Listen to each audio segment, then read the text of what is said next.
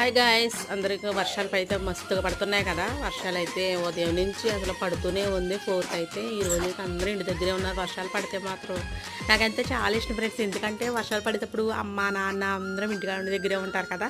ఆ టైంలో పకోడీ వేసుకోవడం అనేవి ఉంటాయి, చాలా బాగుంటుంది. ఈరోజు మా అమ్మమ్మ కూడా ఇంటి దగ్గరే ఉంది.